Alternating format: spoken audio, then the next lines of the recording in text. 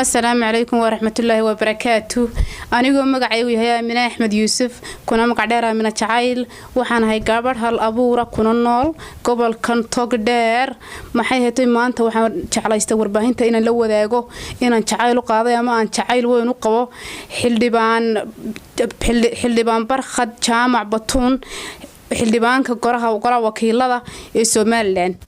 waxaan ku jeclaaday sida runtii maxay heetoy astaamihii aan ragga ku xulan lahaay oo dhan ayuu ninkaasi leeyahay maxay heeto horta markaa nin dheer oo qurux badan ma sha Allah oo waxaan ku leeyahay nimanka dheer oo dhan ka helaayo jecelahay maxay heetoy marka labaad waxaan ku jeclaaday in hawlkarnimadiisa marka saddexaad aftahankiisa oo aan hadal ninka laga helin de marka jacaylkaan qoom soo koobi karo aan leeyahay maanta way aaminay adbad maasante xilma dareenka jacayl dhabta u qaaday barxad xildhibaanka golaha wakiilada Soomaaliland barxad jaamac batuun walaalow in barxad jaamac batuun waxaan jacaylka weyn u qaaday maalintuu dooda wada galeen kulmiye afayeenka xisbiga kulmiye maalinta dareenka jacayl dhabta u qaaday okay aaminay ma isku dayday muddada jacayl xildhibaan barxad batuun inaad xiriir kala duwan la sameeysid oo la hadashid walaal Facebook maxay heetoy wax jawaab iga muusoo siinin maxay heetoy in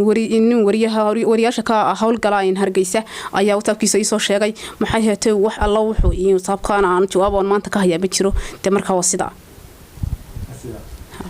aad bad maasantaabna maxaa halkan fariin oo marinaysa haddii xildhibaan barxad batuun ku daawanayo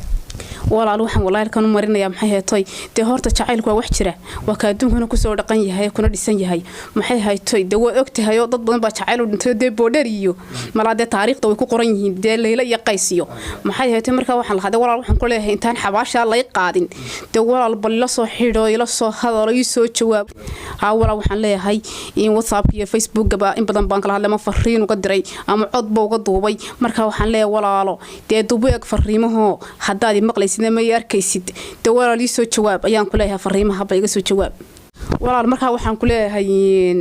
Jamal Caafiyo waxaan ku leeyahay sawiraanta barxad batuun waa inta kaliya tayo helka habeenka ku seexdo subaxaan ku soo tooso saaka subax wax kale ma eego sawiradiisa sanadka la noolahay waa ku noolahay ba aan helka aan ka dhigtaba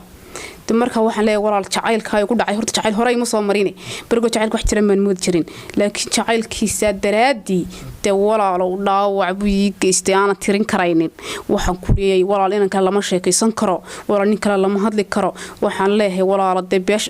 wixii warbaahinaya inta u gudbay intii aragtaba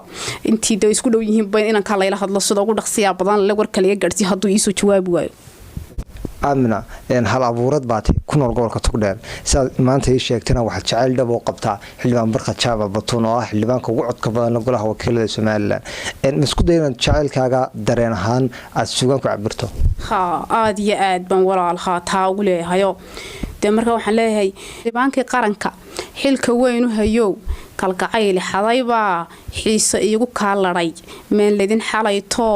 safrad baan xabeebtay حقان كاهلا حبيب جمال عافية وحن رجيني ولا لو سوي نور رجيني يا محيطي مقال كيغاني إنه قارو حلبان برخة جامع بطون أو ويسو جوابه تاسات وانا اكستنين ما انت او إنه قول الله هيد رجاه أدبان ما